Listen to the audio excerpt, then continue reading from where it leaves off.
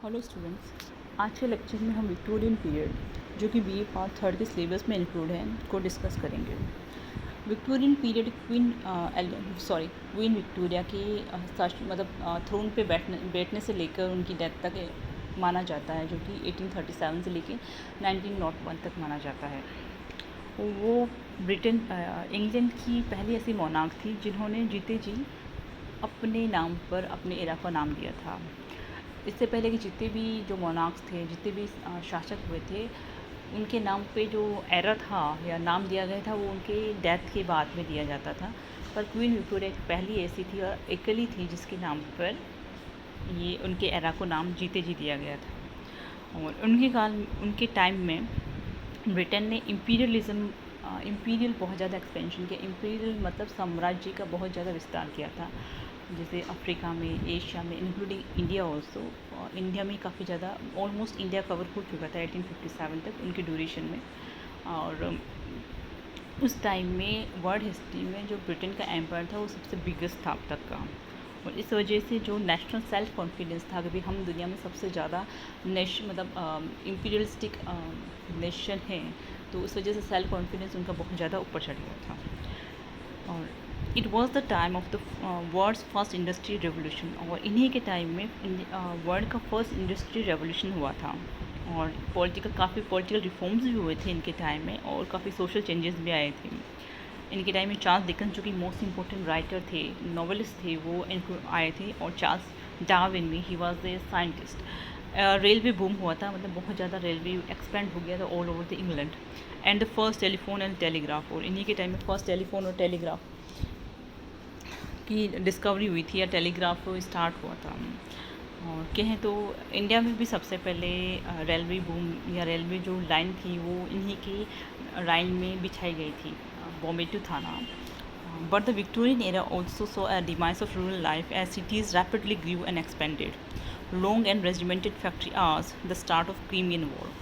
और इनके टाइम में विक्टोरियन एरा में जो रूरल लाइफ थी, यानी कि जो ग्रामीण परिवेश थे, वो डिमाइस होने लगे, मतलब ऑलमोस्ट ख़त्म होने वाले थे। क्योंकि जैसे जैसे इंडस्ट्री रिवोल्यूशन होता गया, लोगों ने एग्रीकल्चर, जैसे नॉर्मली जैसे अपन इंडिया का उदाहरण ले, तो अभी एट प्रेजेंट ये है कि गांव में जितने भी बच्चे हैं वो खेतों में काम नहीं करके मेट्रोपॉलिटन सिटीज़ में शिफ्ट हो जाते हैं, वहाँ पे जाके काम ढूंढते हैं पैसे कमाने के लिए। क्योंकि एग्रीकल्चर में इतना कुछ होता नहीं है कि वो अपनी लिवलीहुड अच्छे से, मतलब अपनी ज़िंदगी को अच्छे से जी सकें। तो इसके लिए वो मेट्रोपॉलिटन सिटीज़ में जाते हैं, माइग्रेट करते हैं और वहाँ पे फिर काम करते हैं। तो वो सेम यही चीज़ लंदन में उस टाइम हुई थी, क्योंकि इंडस्ट्री रेवोल्यूशन हुआ था और सबको एक क्रेज़ था कि हम सिटीज़ में जाके पैसे ज़्यादा कमाएंगे तो हमारी ज़िंदगी आसान हो जाएगी। तो इससे क्या हुआ कि रूरल जो एरिया था या रूरल लाइफ थी वो बहुत कम होने लगी थी, वहाँ पे लोग कम हो रहे थे, तो ऑलमोस्ट वो ख़त्म होने लग गई थी। हाँ, और इस टाइम में क्रीमियन वॉर भी हुआ था। क्रीमियन वॉर हुआ था, फ्रेंच और इंग्लैंड ये अलायंस थे और अगेंस्ट थे रशिया के, तो इन तीनों के बीच में युद्ध हुआ था जिसे क्रीमियन वॉर बोलते हैं।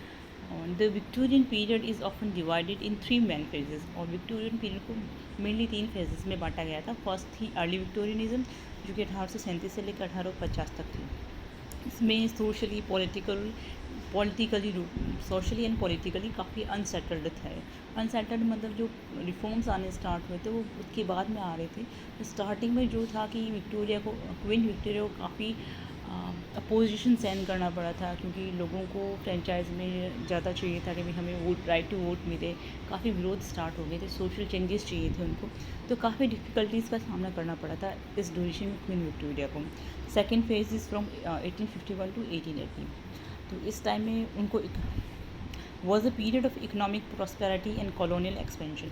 और ये जो पीरियड था उसमें इकोनॉमिक प्रॉस्पेरिटी आई थी, क्योंकि इंडस्ट्रियल रेवोल्यूशन हो चुका था, वो स्टार्ट हो गया था, तो उस टाइम में इकोनॉमिक प्रॉस्पेरिटी आई थी।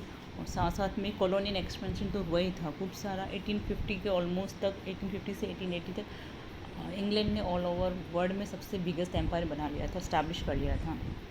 More this period also witness the great exhibition of 1851। 1851 में इंग्लैंड में ग्रेट एग्जीबिशन लगा था, जिसमें ऑल ओवर वर्ल्ड के जितने भी मैन्युफैक्चर्ड प्रोडक्ट थे उनको प्रदर्शित किया गया था।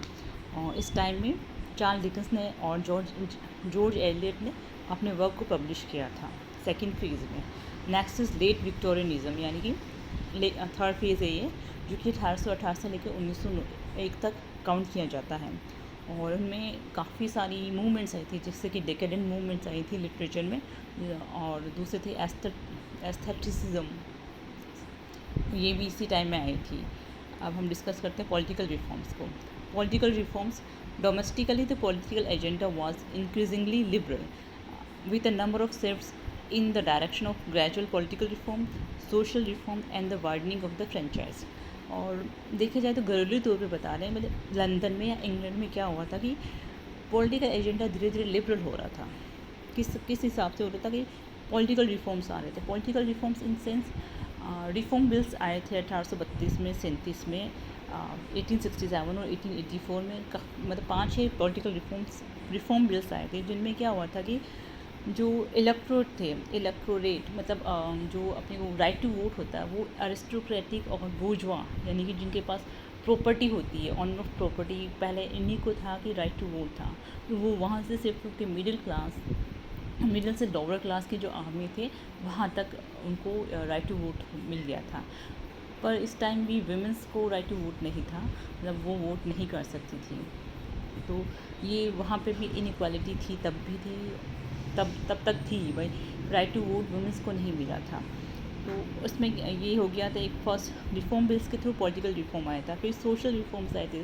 सोशल रिफॉर्म इन सेंस कि जैसे जो भी लेबर्स थे या फिर लोअर मिडिल क्लास के जो भी लोग थे, लेबर्स को इंडस्ट्रीज़ में जो वर्किंग आवर्स थे उनको लिमिटेड कर दिया था, और बच्चों को भी एलिमेंट्री एजुकेशन कंपलसरी कर दी थी, और वीमेन और चाइल्ड लेबर्स के भी कुछ रिफॉर्म बिल्स भी इस टाइम तक आए थे।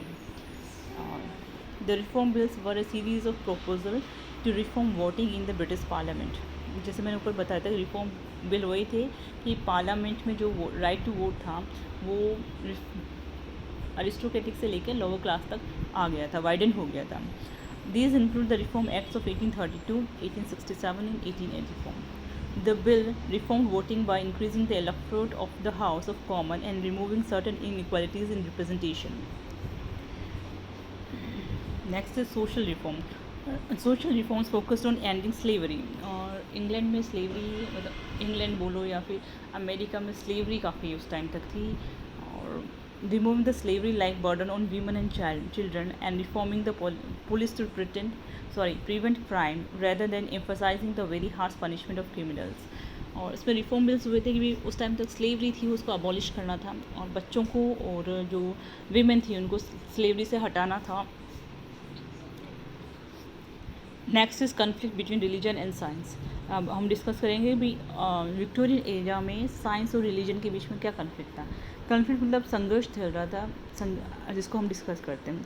Religion was a battle ground during this era with the non conformist fighting bitterly against the established status of the Church of England, especially regarding education and access to universities and public office.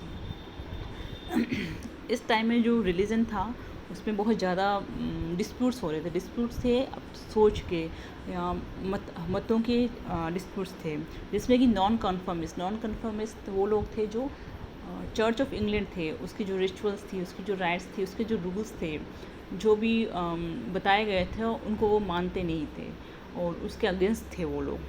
तो इसलिए उनके जो specially church of England जो education से related या फिर university से related जो भी उनके रिफॉर्म्स थे, जो भी उनके रूल्स थे, उनको वो नहीं मानना चाहते थे।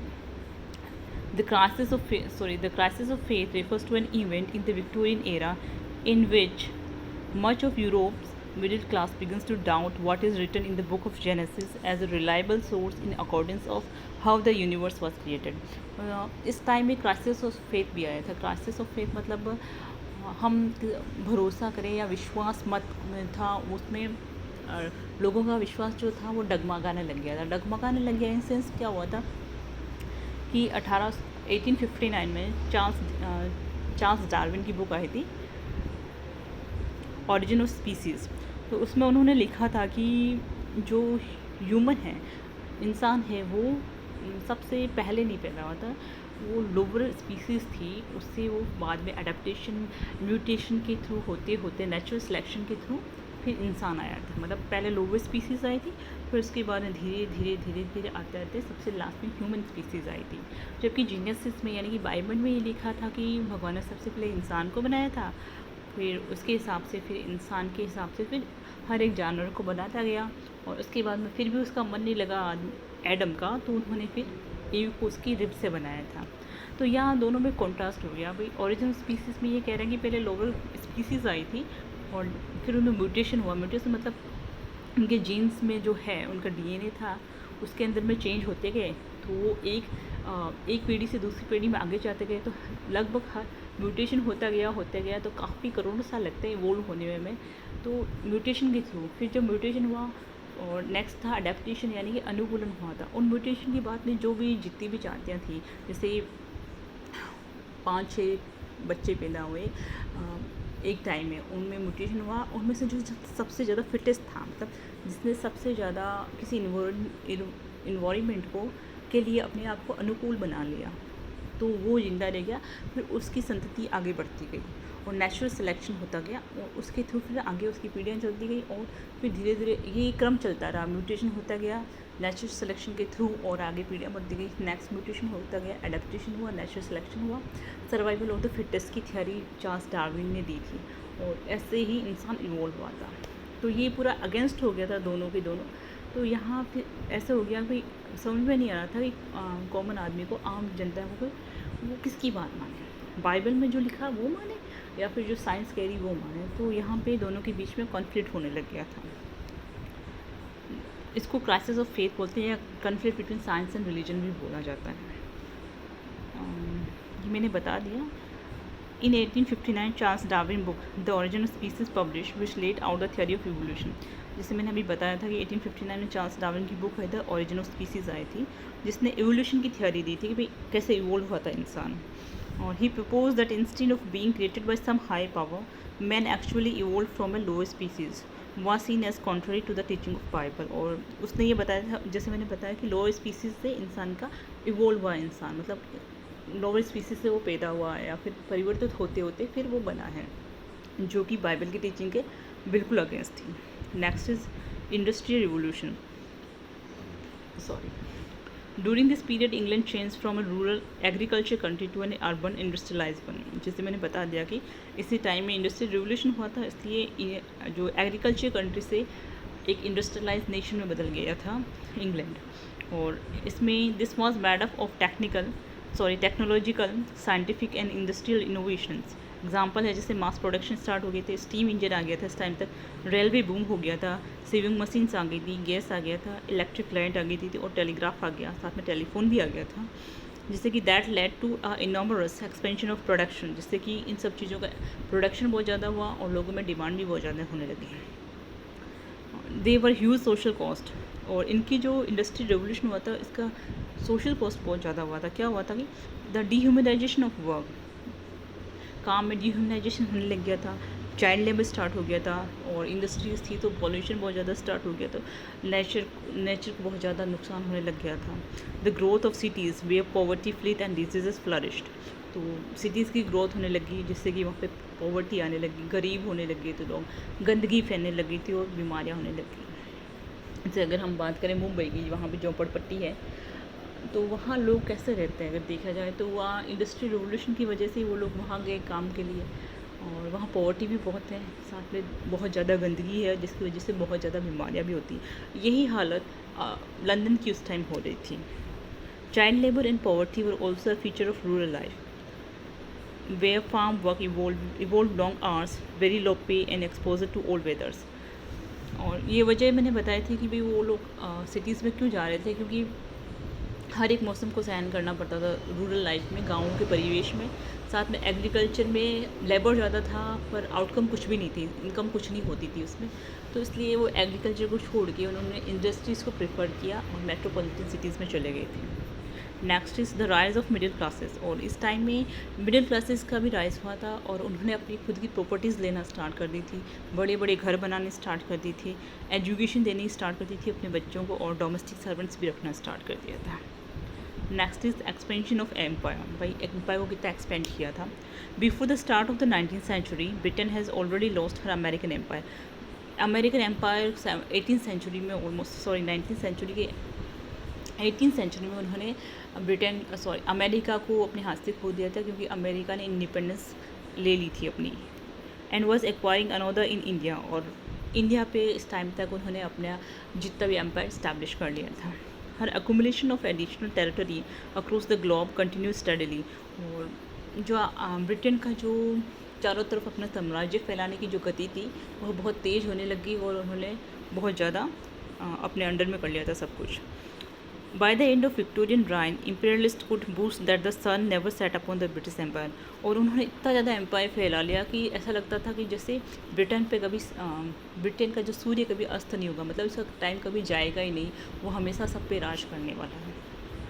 आई होप कि आज के लेक्चर में आपको विक्टोरियन एज के जो मेन फीचर्स थे या उसका जो बैकग्राउंड कैसा था, उसकी सोशल कंडीशन कैसी थी, पॉलिटिकल कंडीशन कैसी थी, वो सब समझ में आ गया होगा। इस विक्टोरियन एज को हम 4-5 लेक्चर में और कंटिन्यू करेंगे, क्योंकि इस टाइम काफ़ी इंपॉर्टेंट राइटर्स हुए थे। Thank you.